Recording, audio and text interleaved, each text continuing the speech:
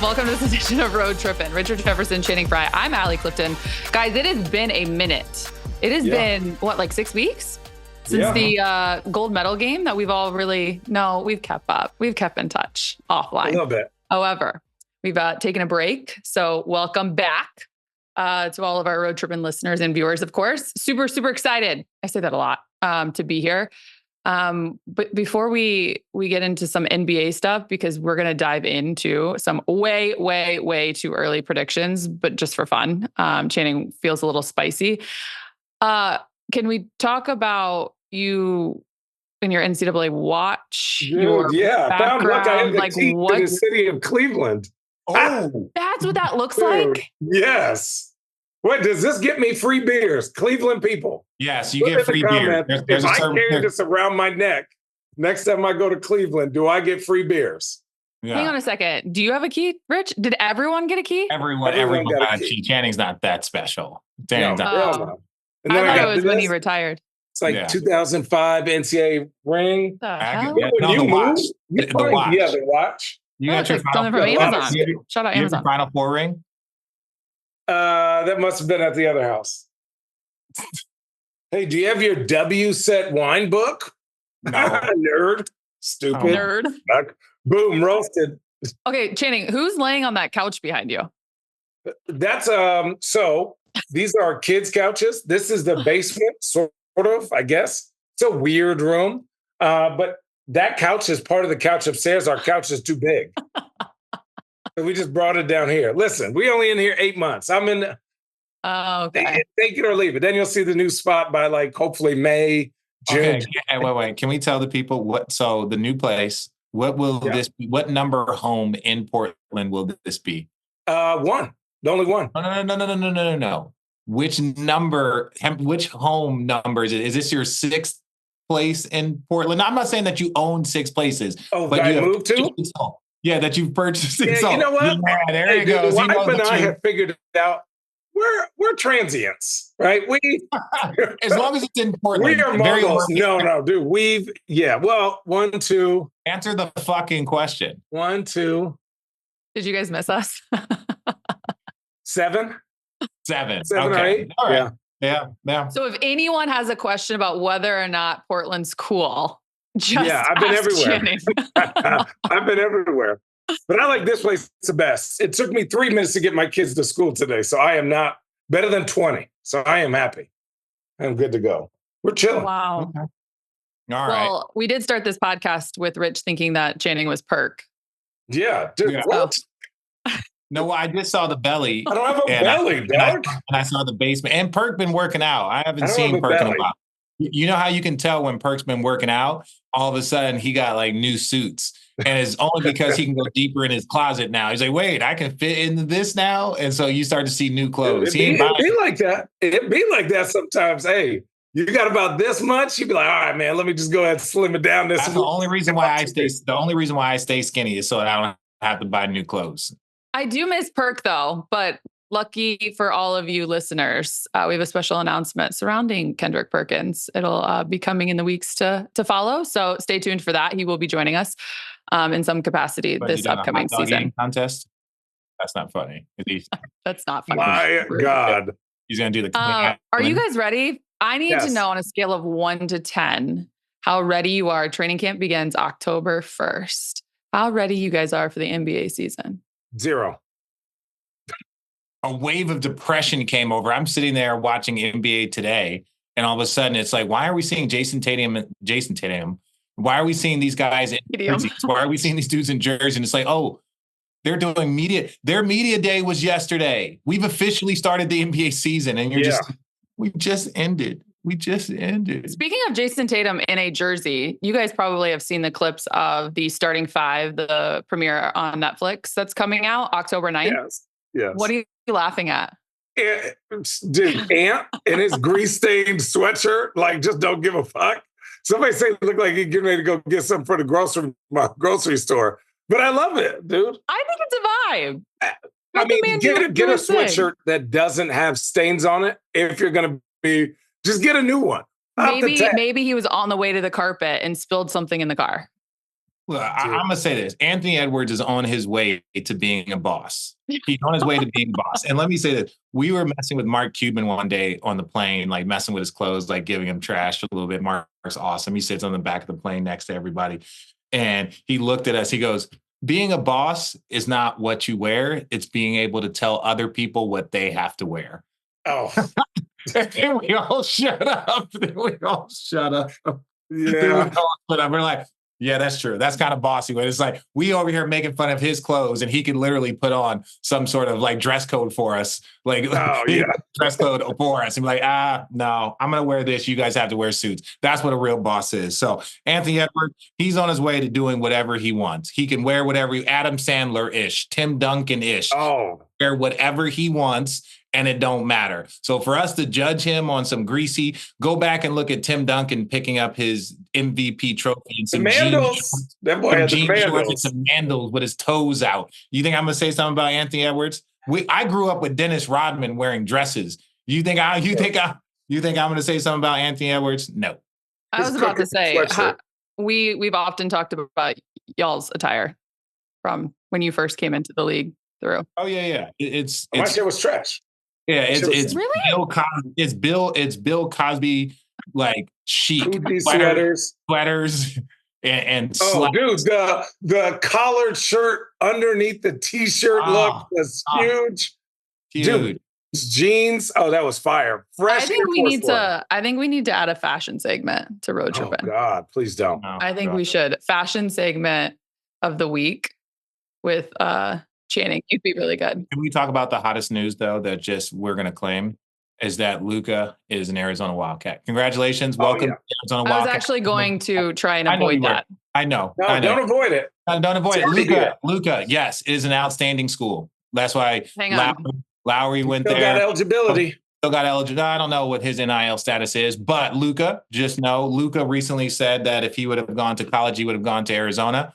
And so we want to let you know, welcome to the family. We will include you as an honorary member. Welcome. Do we know if this is true? Who knows? Yes. However, did you guys just see the first kid that, because of an NIL situation, is done playing for the season? Yeah.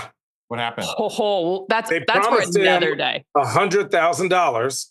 And then it was UNLV. He said assistant coach talked to him, basically convinced him he was getting $100,000. And then when he was trying to get his money, they only gave him $3 and said, that's all we got for you. So he said, well, if that's all you got, then I'm done. Played 3 games at 3-0. Oh, done. Yeah. It's like, wait. A quarterback or something? Yeah. A quarterback is leaving now. Yeah. Said 3 games. Y'all promised me I'm getting this. I only got 3,000 out of 100,000. Nah, that's it. You got 3 games. That's enough. Oh, and no one's coming up with his money? He's officially gone. He's not coming back. Yeah. We got to talk to his representation. I'm going to say this. They got 3 games. That's worth more than 100 grand.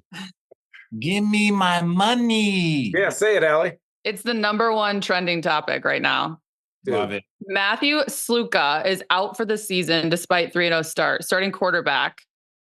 Sluka was reportedly verbally offered $100K by an assistant coach to transfer from Holy Cross, but UNLV showed no effort to finalize a contract. Wrote a whole letter and everything about it. Okay. Anyways, back to the Luka going to Arizona thing.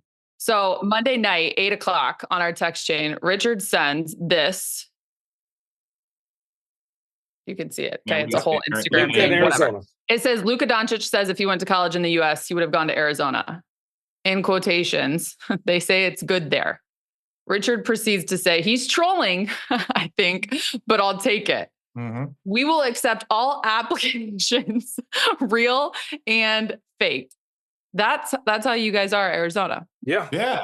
First of all, can you imagine? We're not an academic institution. We're not one of these places that will hold our nose above some bullshit, right? Yeah. You want to come hang out with us? Sure. We took, people don't know the history. We took Chris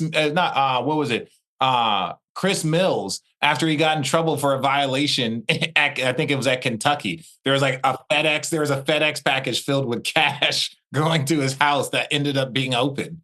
Right. And that's how he got in trouble at Kentucky. So he came to Arizona. We don't care. No. If you could hoop, come on. I was going to say, you just want the people there. Allie, could you imagine if anyone actually went out in public of sustenance that said, hey, I heard Toledo is cracking. You, no matter what their past, you would take it.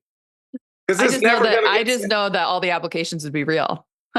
Having said that, we are coming. Road Trippin, by the way, is coming to Arizona, Tucson, and Phoenix for Midnight Madness again this year. Oh, that's for a later time. I'm super excited to be back with y'all crazy Arizonians. All right, let's get into it. Shall we get into the way too early predictions for the season? Yes. Yeah. Are you excited? Yes. Who wants to start? No, well, what's the We're question? going to go down. We're going to go down the line and we're going to go through some awards. We're going to go through the overall champion. We're keeping track of West, by the way. We're going to keep track of this and then, we'll have fun with it. All right, let's first and foremost start with your way too early season prediction for who's going to come out of the East. Since the Boston Celtics won the championship, we'll start with them. All things being healthy, right? All things being healthy, the Boston Celtics come out. I think Philly and the Knicks are right there. They're right there. It's a toss-up between those two teams. I think it's key. It's key. You don't want to be 2 and 3. Let's just put it this way. You don't want to finish 2 or 3. You want to finish 1 so you can avoid, those teams, right? Because if you finish 1, you won't, ideally then the other 2, Boston, Philly will end up our Knicks and Boston, or Knicks and Philly will end up in that 2-3 slot. If that's the way it all transpired, because injuries, then Joel Embiid could miss 40 games and now they drop down to the 5 seed. But all things being equal with Milwaukee, Philly, Knicks, and Boston, that is and we haven't even gotten to Cleveland, Orlando. There are some monster teams. Indy. I like Indy style of play. I like Indy style of play. I just want to see another year of it, because it's just outscoring people at 145. We know that is fun during the season. You'll catch people by storm during the regular season, but come the playoffs, they can really bottleneck you and make you do things that are difficult. So I just think Indiana's in that mix with Orlando, with Philly. All of those teams is going to finish in the top 6, in my opinion. But you have Boston coming out. I have Boston coming out as long as Boston is healthy. As long as Boston is healthy, but I do think that if Porzingis doesn't play and the Knicks are healthy and Philly is healthy, and then I think that Boston can be beat, right? So it's again, it's that healthy component. If Joel isn't healthy, I don't have them in the mix, even with Paul George and Tyrese Maxey. They can hover a couple of games, maybe a series, but long push, they need everybody healthy. It's going to be a heavy Boston day for me, which, people think I hate Boston.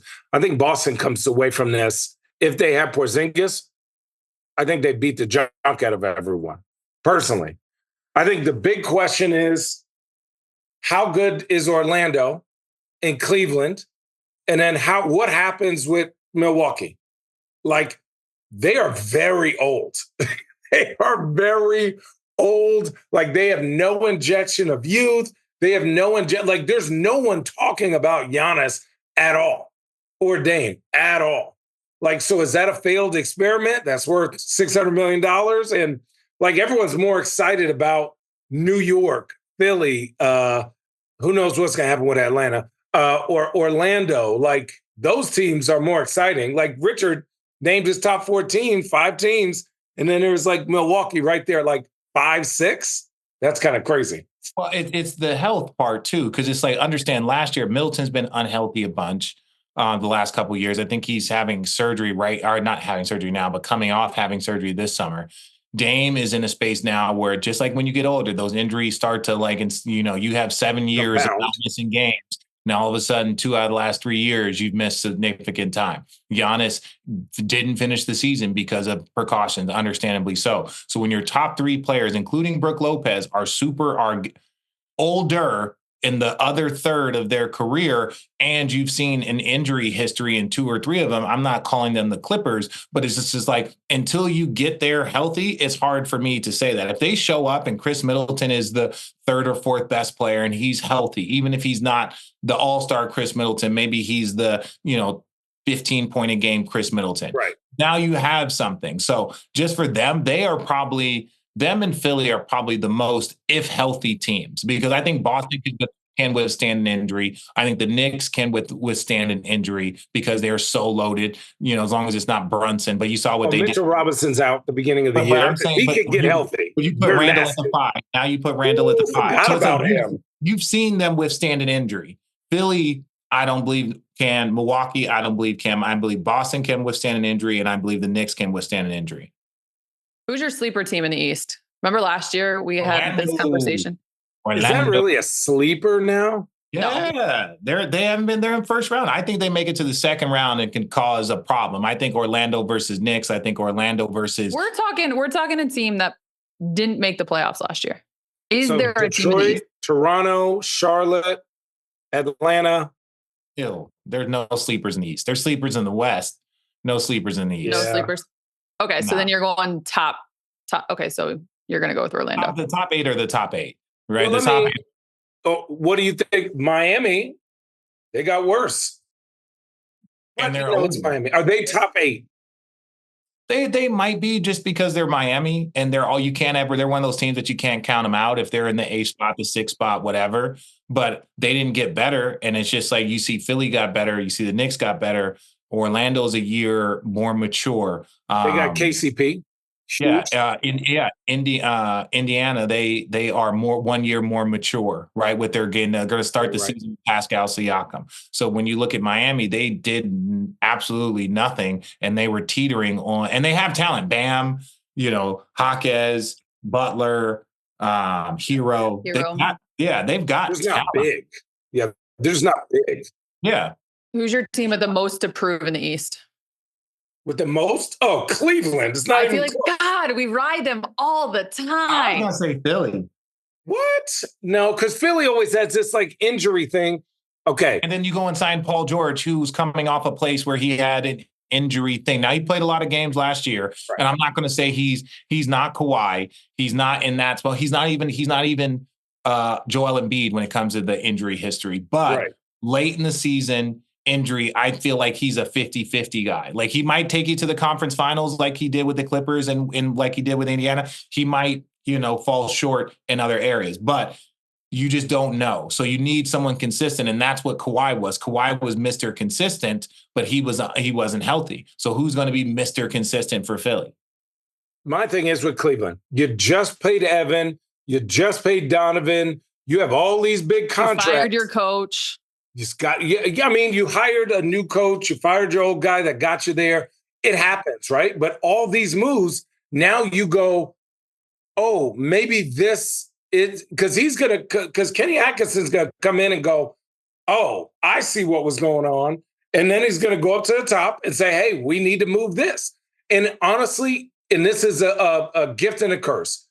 When Evan Mobley came out of college, he was being compared to potentially Anthony Davis, Tim Duncan, Kevin Garnett. We have not seen a glimpse of that, right? He's defensively is there, offensively he's not. So, and they've had injury problems with Jared Allen. So what's going on there? And I think another sleeper team on hey, what are we doing here is Jimmy Butler in Miami. How long is that going to work? He's going to want some more money, and what's up with his deal, and where are they going? What are they doing? And Bam is, an Olympian. He's a lifer. Is Jimmy Butler a lifer in Miami? It feels like forever ago, but wasn't it just this past offseason when Pat Riley had the conversation? Yeah. Right. It was just this. Saying Jimmy needs to be quiet if he's not playing. If he's not playing, that's up. To me, the best case scenario is if Jimmy, after this season, he's going to get a bag. He can go get a bag. But I think Jimmy, if he were to go and be a number 2 or 3 someplace, that's where he would, because now you don't need him as much. He's in that space in his career where it's you don't want him dragging your team for 82 and then through a postseason run. It's okay. He's 34, 35. So what team do you think would do well with Jimmy Butler? I think as a Now I know this isn't. I'm just saying. No, it's all speculation. Okay, so if we were to say as the third, I would say he would be a great third in Milwaukee, because now you're talking about his defense. Now you know Chris Middleton, Brook Lopez, they might have to figure out how to play, but I'm talking about like as a third guy. I hate saying Lakers. I think the Lakers, he would be a great third guy. Philly already has them. Knicks already loaded. I'd shoot even in Indiana. Right? You talking about him, Pascal. Now, again, you can't have these loaded contracts like they once had. But if he took a little bit less money and went and was a third someplace, I see him as taking his bag, right, and going wherever. But I think that's where Jimmy Butler would be the most, like kind of how when Drew Holiday went over and it was such a seismic shift. If Jimmy Butler decided to be 2-3 someplace else after this year, I feel like that could be a similar seismic shift to which team he chose and could afford him. Like imagine if he went to Denver, right? Again, they can't afford him. But I'm just saying if those things were to transpire, because they got Aaron Gordon, they got Jamal Murray, but if they could have like a legitimate 2-3 that can defend, but you don't need him to do it for 82 games. You need him to do it for about 60 in postseason. What is going on before we leave the East in Chicago? Who cares? Oh, I forgot Chicago. I care because Chicago is like, man, I miss those days when they were rocking. They're like, hey guys, you know what we're gonna do? Hey, fuck number one, fuck being 11. Flag sweepstakes. Oh, Super flag. Yeah, they're in the flag stakes. That's all they're doing. They're selling everything. You think Atlanta's doing the same thing? What's up with Trae Young this year? They moved everyone off, and now they're like. Well, the problem with Trae Young is they have to pay Trae Young, and whoever absorbs him, Trae Young is going to be an all-star. He's a 25-10 guy. He's going to ask for a max contract. But you're at a space now where is Atlanta going to give it to him? Anyone that is trading and giving assets to get Trae Young, right? Like you would say they've got to give it up, but you're also bringing Trae Young in to sign them. So whoever's going to bring Trae Young in has to be willing to sign him to a max or a damn near a max because he's going to qualify. So you don't want to give up assets, bring him in, not re-sign him, and then him go to free agency. Yeah. Oof. Damn. You got coming out of the West. Ooh. OKC. I still like Minnesota. I like Minnesota and Dallas still to me. I think their depth, those two teams, their depth, their firepower. Not many teams, but like you go look at Denver. I think Denver is still a contender, but I don't think they're as good as. You got Jokic, you are always a contender. You got Jokic. I need one team. This is how twisted and confusing the West is. I need one team. Y'all are throwing out the top five. No. I just said OKC. You said OKC. I'm going to go. I can't. Rich is the entire Western Conference. So Channing, we'll come while he decides. It's a coin toss between Dallas and Minnesota, and it's because of their depth. Those are the two. They got stars up front. They got defenders in the middle. We gloss over the fact that Minnesota just got that. What was it? The number 10 pick, number 7 pick. Oh, he's nice, by the way. That guard is nice. Yeah, so they just got one of the top. Dillingham, was it Dillingham? Yes, from Kentucky. But my point is they got an injection of youth. They already have youth. They've got size. Say what you want about Rudy, and that's over the hype on. He went to Kentucky. Kentucky, that's what. The hatred on him was overrated. So they got a dope team. And they did lose Slow-Mo. They did lose Slow-Mo. That's why they lost Slow-Mo because of that trade, I believe. Yeah. And that, to me, yeah, I kind of do like Minnesota. And Dillingham is going to be learning from Conley. He's going to be learning from Conley. So the kid's learning curve, it goes through the roof. So if he can play, who he will be at the end of the season, he could be an impact player. Most teams don't go that far and then add a top 10 pick. What is going to be the biggest thing, Channing? You have OKC. What's going to be the biggest thing that they essentially have to guard against? Dude, honestly, those main superstars that created a double team. So like Luka, like how do you guard him? Like Jokic, how do you guard him? But they have one of those guys. I think for them, it's like all of them take a step forward. The year before, they all took a step forward. They didn't go rush and go get something at the break. I mean, they did, but it didn't work out with Gordon Hayward. That wasn't, like, with all due respect, Gordon just retired. So, like, No, I know. So that's what I'm saying. they They tried to didn't get go something. anybody. Right. But now they went and got Hartenstein. They say, hey, we need size. We need somebody who can play, who's a vet, who's physical, who's going to bring culture. So they are very specific about who they're going to go get instead of just saying, oh, we need size. Let me just bring something in here. I think Jalen Williams has a huge leap this year. I think obviously Shea is Shea, but then the rest of them, I think they got a taste for like how hard it is to win in a playoff series, and they're going to go after it. And I think, the biggest what if is what is Clay this year for Dallas? Does he bring that championship pedigree? Does he bring? We don't need 20-5 Clay. We need 15-3 Clay.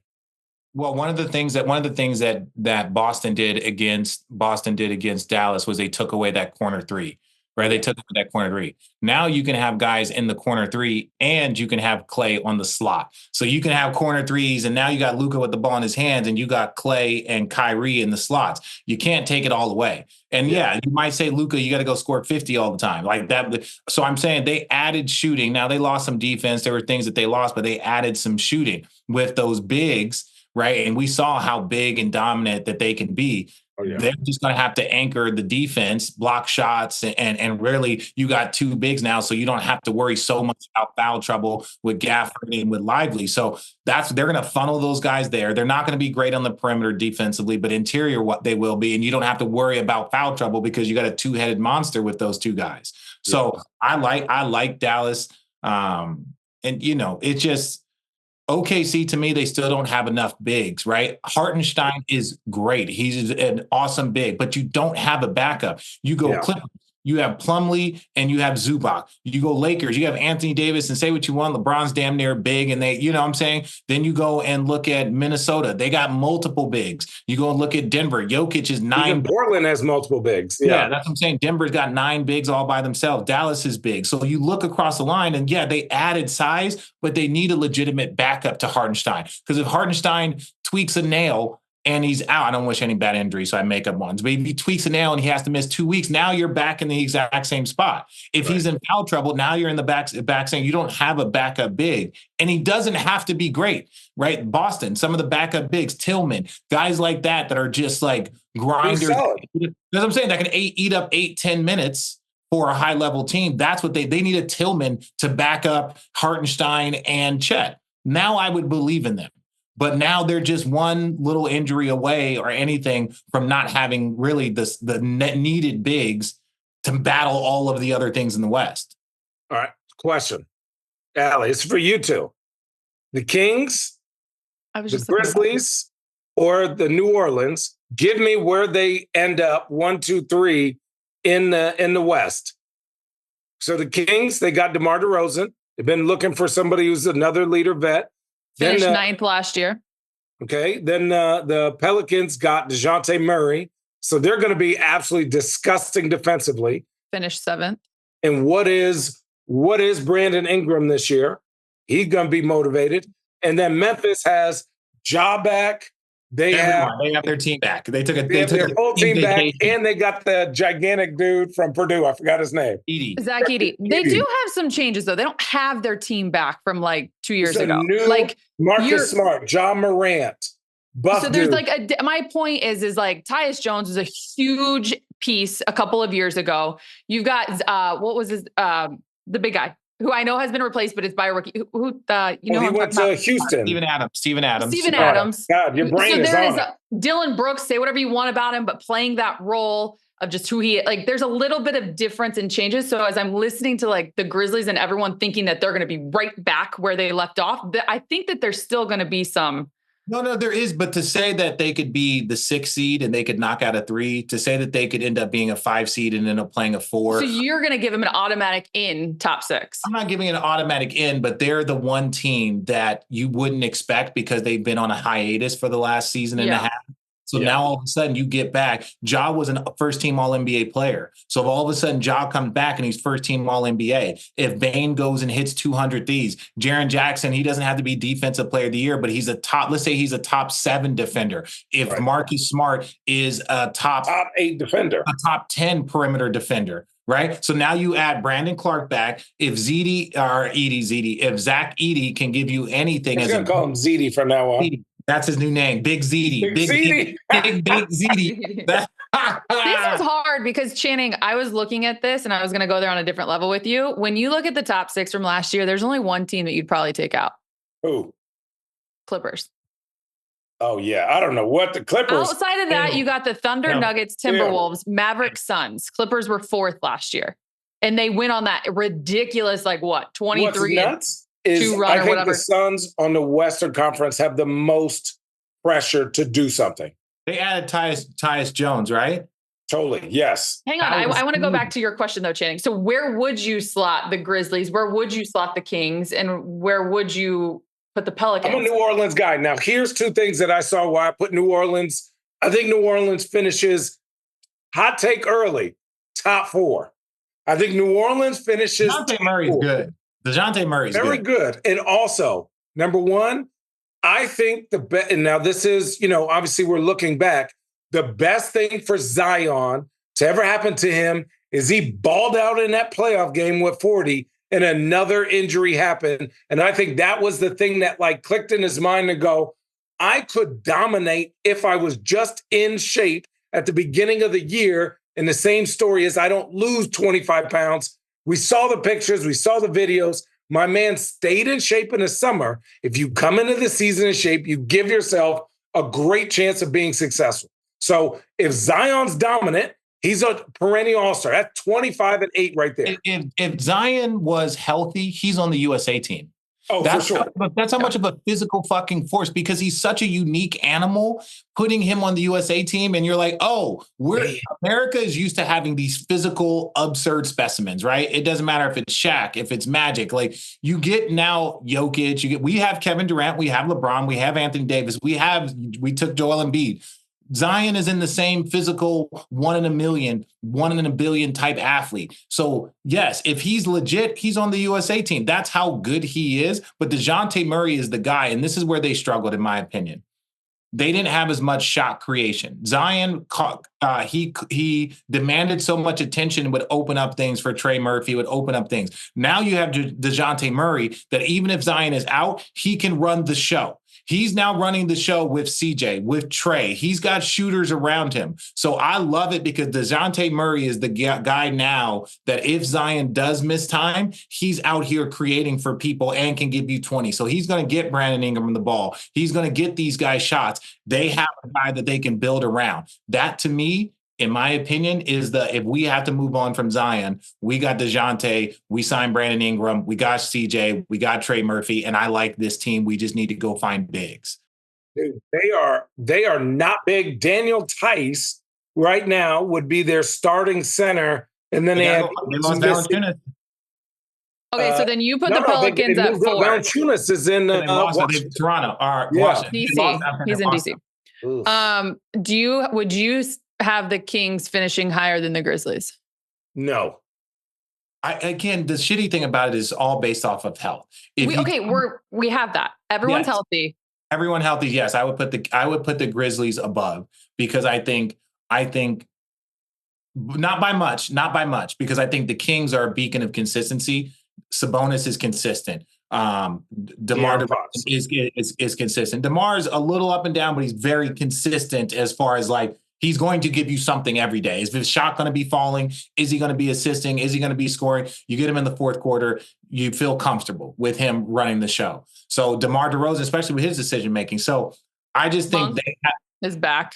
John Morant, to me, between both teams, has the highest ceiling of talent. So John Morant could be first team All-NBA if healthy. I don't see anybody on the Kings that, in my opinion, is a first team All-NBA guy if healthy. So that's why I say the peak for Memphis is higher than the peak for Sacramento. Just say Memphis is more talent. They have more talent. If we were to just look at the talent, Memphis has the opportunity. Not by much. Because Second, Sabonis, not we by forget much. about Sabonis. Not Sabonis, we know what Sabonis Anthony is Davis' numbers. solid. We know what Anthony Davis' numbers is versus Sabonis. Okay. That's true. What? Killing it, Allie, already.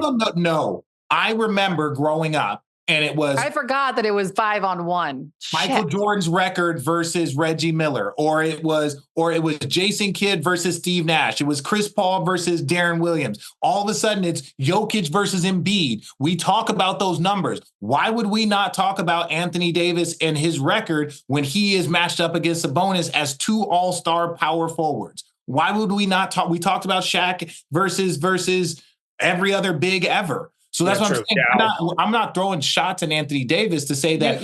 Okay. Yeah, you We'll did. just get a dub. That's all you have to do. Just get one. When you Just match get up next to one. an all NBA power forward, and you're a top 5 talent or top 5 player in the world, and you can't beat a guy. What are you looking at? What are you looking at? The overall end result that he's 11-0 or not, whatever. Yes, that's a lot. It's not just on Anthony Davis. If you break down their individual numbers against each other, there's not a person on the planet, in my opinion, that if we were drafting NBA players today currently, that would take Sabonis over Anthony Davis. No one would, not even the Sacramento Kings. So why is it that they can't get a victory? Just answer the question. Not even No, I'm saying he is a better player, but I'm saying why can't he win? And it's not like Sabonis has not. He's got De'Aaron Fox. He's got other guys like we saw Anthony Davis be one of the most dominant guys in the Olympics. You can't dominate one game versus Sabonis. He got 11-0 versus you. 11 is a lot, Allie. 11-0 is pretty gnarly. 4-0. Once you start getting past 9-2. Right. That's what I'm saying. Get you one. Sabonis. I'm just saying, when you're talking about that, there's team results. And we clearly, anyone that watched Lakers Kings last year and the year before have realized that they're a matchup nightmare. All they do is run up and down. And it's okay. It's not just Anthony Davis. Thank you. All right. Who's your sleeper team in the West? Sacramento. Houston. Here we go on the Houston train. Oh, I'm on the Houston. Hey, Houston and San Antonio, I think. What? San Antonio. Here we go. Hot take.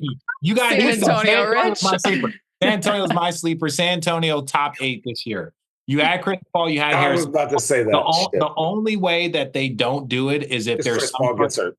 Now, I wouldn't even say them. I think they're committed, to already Wemby's saying, Wemby's a bit impatient, which I love, kind of like LeBron and other great players, Luka, where very early on, they're like, okay, I proved to you, where's my help?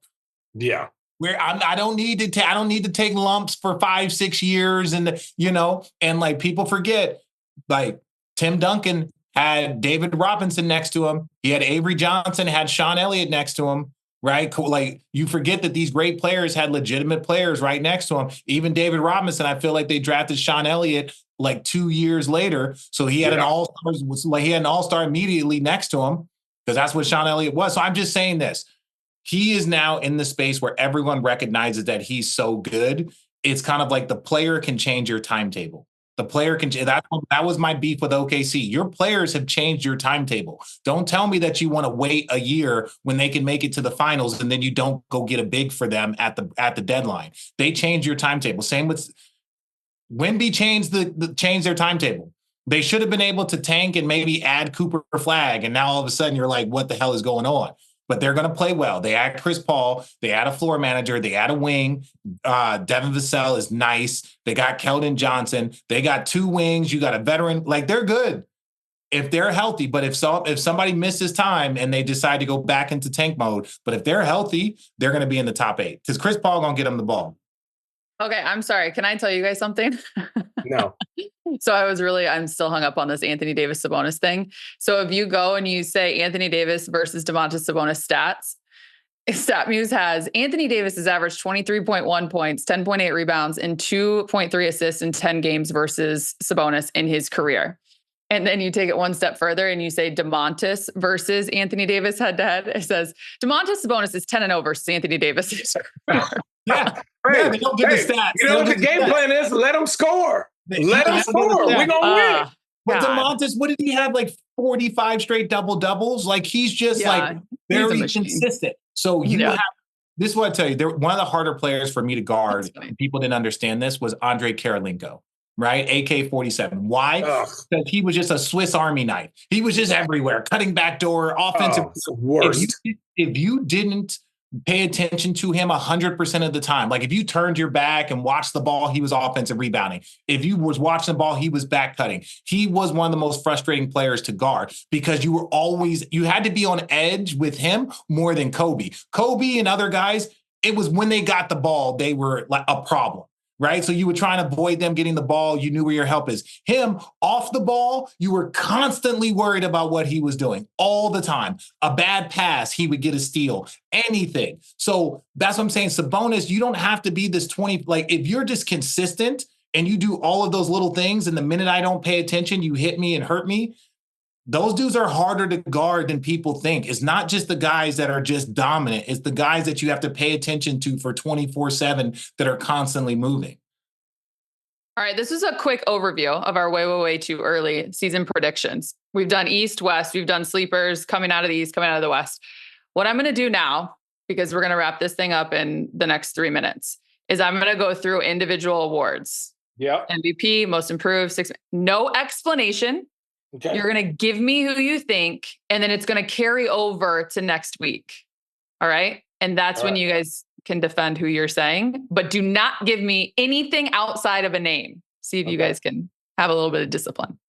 All right. Your MVP for this upcoming season is Jason Tatum.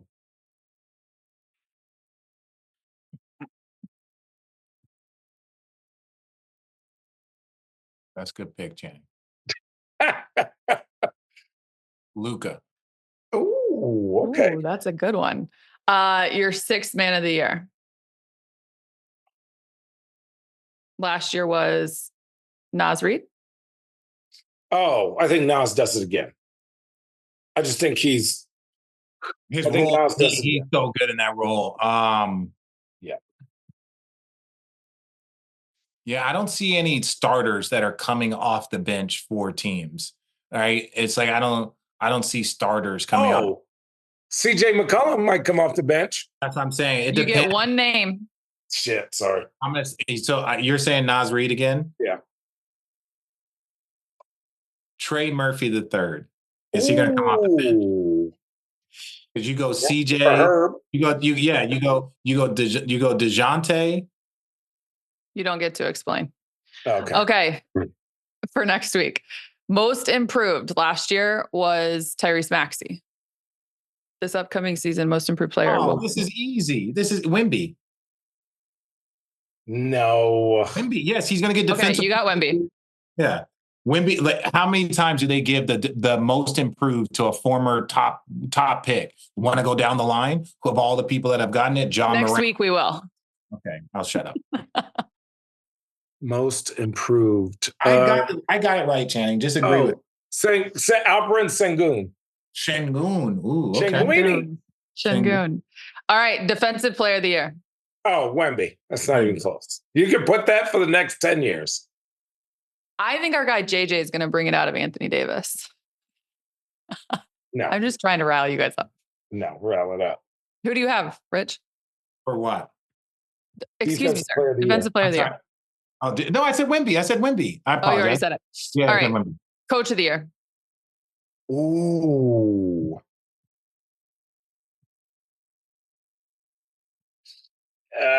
You know what I'm going to say? I think Kenny Atkinson. Oh. I think Jamal Murray. Not Jamal Mosley. Jamal Mosley? Mm-hmm.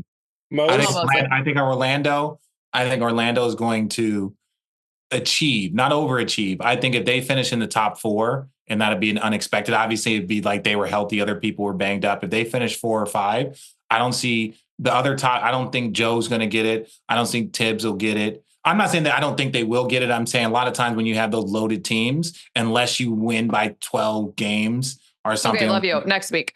And lastly, your 2024 NBA champion. Boston. Again? Yeah. You don't want me to explain. I didn't ask for